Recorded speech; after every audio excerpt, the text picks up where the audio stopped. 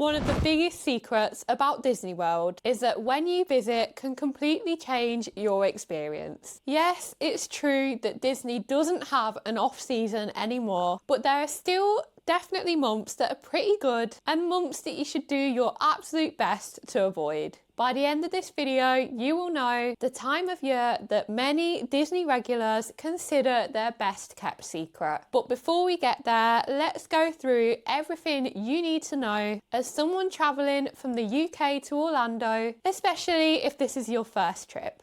Disney World is a whole resort the size of Manchester, so the timing of your visit really does matter. Let's start with the weather, since this will probably have an influence on when you choose to travel. Florida has a subtropical climate, which means hot summers, mild winters with a few surprisingly chilly days here and there, and plenty of humidity. From June to September, you can pretty much expect temperatures to be consistently well above 30 degrees. As well as dealing with the sticky humidity, you'll also be darting for cover from the frequent afternoon thunderstorms. This time of year is also hurricane season, which runs officially from June to November. That doesn't mean Orlando will be hit directly, but it does mean more rain and unpredictable weather. If you prefer cooler air, then you'll probably prefer to visit between late October and March. Daytime temperatures are more manageable, typically between 20 and 25 degrees, which feels much more comfortable when you're getting your steps in at the parks. The nights can feel a bit chilly in January and February, so if you do want to visit in the peak of winter, bring a couple of jumpers and an emergency coat. Now let's talk about crowds, because Disney World attracts over 50 million people a year. Crowds make the difference between being able to ride Space Mountain in under 30 minutes or having to stand in line for over 2 hours. Trust me, I've been there and it's not fun.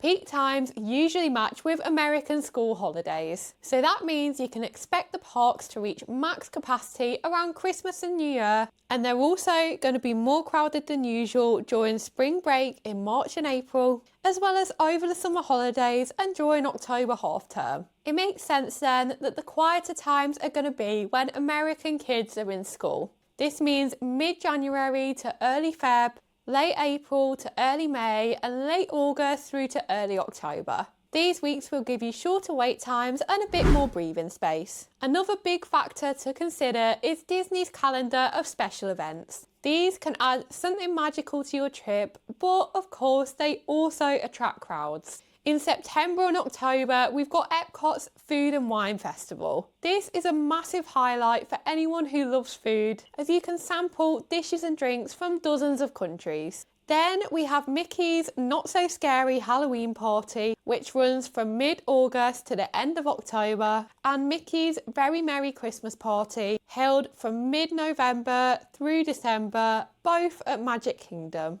The way that Magic Kingdom gets transformed with theming for these events is really cool to see, but with these special events comes heavier crowds, especially closer to Halloween and Christmas. These are just a few of the events held on the Disney property, and I recommend visiting the Disney World official website to see exactly what's coming up. You might want to book so you can definitely attend an event, or make sure to miss them if your aim is to avoid the crowds as much as possible. Next, let's talk flights, as you'll probably want to fly as cheaply as possible and get the best value from your airfares. Flights from the UK to Orlando usually cost more during all school holidays, so if you don't have kids, or if you don't mind them missing a week or two of school, September or early October usually see airfares drop quite a bit. If you do have the flexibility to fly at a cheaper time, just keep in mind that visiting Disney World outside of the high season might affect park hours, and there might be a few more rides down for refurbishment. Disney parks are open late into the night during the summer, but in the quieter winter months they often close earlier. That's probably not going to be a deal breaker, but it does mean you need to plan your days more carefully. On the plus side, since the crowds will be lighter anyway, you should still get everything done with plenty of time to spare.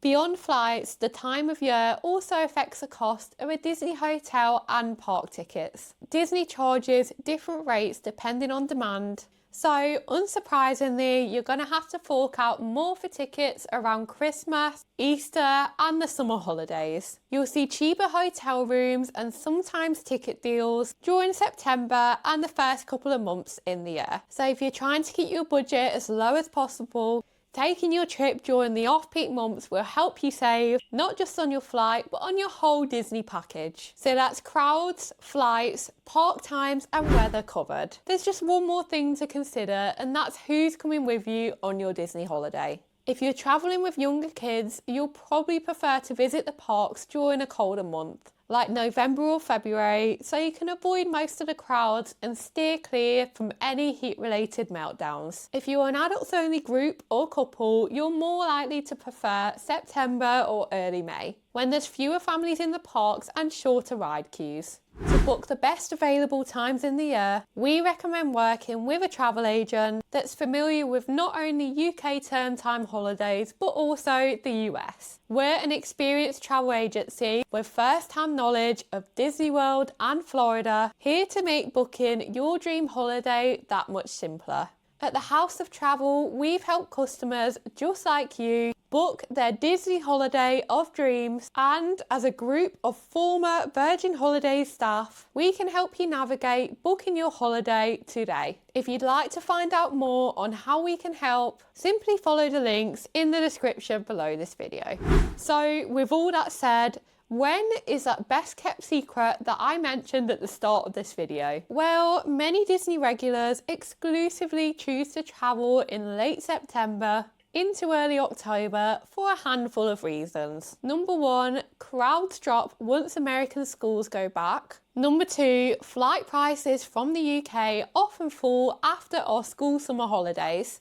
3, the weather is still warm but slightly less intense than peak summer. And 4, you get to experience the Halloween parties at Magic Kingdom and the Food and Wine Festival at Epcot in the same trip. Yes, there's still a chance of rain because it's hurricane season, but most days you'll only see the occasional quick afternoon shower. The truth is, there's no single perfect time that's going to be for everyone. It depends on what's most important to you.